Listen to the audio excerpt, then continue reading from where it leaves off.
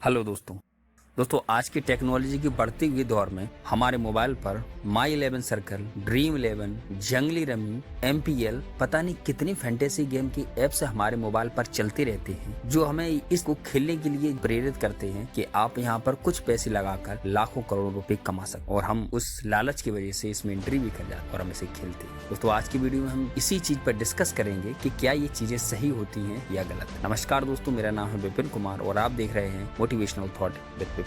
दोस्तों जुआ खेलने का इतिहास बहुत पुराना है। महाभारत काल में भी कौरवों पांडवों के बीच जुआ खेला गया था, जिसमें पांडव अपना सब कुछ हार गए थे, और इस तरह से ये चीजें हमारे इतिहास से लेके आज तक चली आ रही है। कई राजाओं को जुआ खेलने का बड़ा शौक था। उस समय राजा पासों के सहारे जुआ खेला करते थे। इसे एक मनोरंजन का साधन माना जाता था, लेकिन धीरे धीरे जब समय बदलता गया इस चीज को इलीगल माना जाने लगा और इसे केवल ताश के पत्तों के माध्यम से ही खेले जाने वाला खेल मानने लगा। और तब यह माना जाता था कि यदि कोई पत्ता खेलते हुए या ताश खेलता हुआ पाया जाए तो वह गैम्बलिंग कर रहा है और वह इलीगल है, जिसके लिए कि उस व्यक्ति को जेल में बंद कर दिया जाता था। समय बदलता गया, चीजें बदलती गई, टेक्नोलॉजी बदली। आज हर व्यक्ति के हाथ में मोबाइल है और हर चीज को वह पलक झपकते ही कर सकता है। और इन्हीं सारी चीजों को देखते हुए इन फैंटेसी गेम ने अपनी एक नई जगह बनाई और लोगों को इस चीज के लिए प्रेरित किया कि आप ऑनलाइन ये खेल खेल सकते हो और लाखों करोड़ रुपए जीत सकते हो। जब ये चीज ज्यादा चलन में आने लगी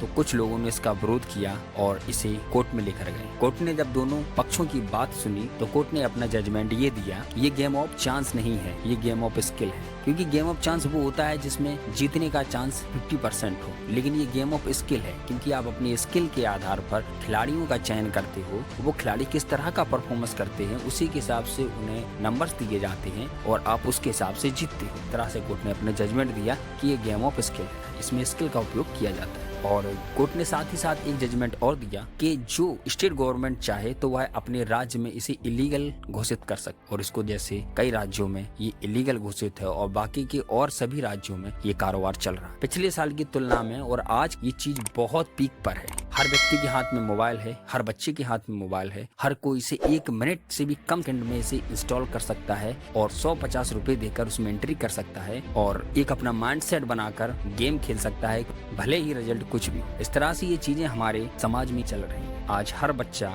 हर व्यक्ति टेक्नोलॉजी की इस बढ़ती हुई क्षेत्र में इन चीजों का आदी हो चुका है। हर किसी को लगता है कि एक छोटा अमाउंट को हम पे करके एक बड़ा प्राइज जीत सकते हैं, लेकिन दोस्तों ऐसा हर किसी के साथ नहीं। हाँ, कुछ लोग जीतते भी हैं, लेकिन 99% तक लोग इसमें अपना पैसा गवा रहे हैं। क्योंकि ये अमाउंट इतना छोटा होता है तो हर किसी को ये बहुत ही कॉमन सी बात लगती है। लेकिन दोस्तों आप एक चीज को समझें, आज के समय में 15 करोड़ से ज्यादा लोग फैंटेसी गेम को खेल रहे हैं, जिसमें लाखों करोड़ों पैसे लगाए जाते हैं एक ही मैच में। कुछ पैसा गवर्नमेंट ले लेती है GST के नाम पर, क्योंकि इसमें गवर्नमेंट 28% का GST लेती है। बाकी कुछ बचता है तो वो कंपनी ओनर रखते हैं और उसके अलावा जो कुछ बचता है उसे वो इन जीतने वाले लोगों के बीच में बांट देते हैं। लेकिन दोस्तों सोच के देख, करोड़ों लोग इन गेमों को खेलते हैं, जिसमें से कुछ चंद लोग ही इसमें कुछ पैसे जीतते हैं, बाकी सब पैसे हार। तो ये बहुत बड़ा हमारे साथ स्कैम हो रहा है। हमें फर्क नहीं पड़ता क्योंकि हमारे तो 50 रुपए गए, हमारे तो 100 रुपए गए, लेकिन ये व्यापार करोड़ों अरबों रुपए का हो रहा है। अब किसी भी एप्स पर कितना भी स्किल लगाकर कैसे भी तरीके से इसको बताया जाए,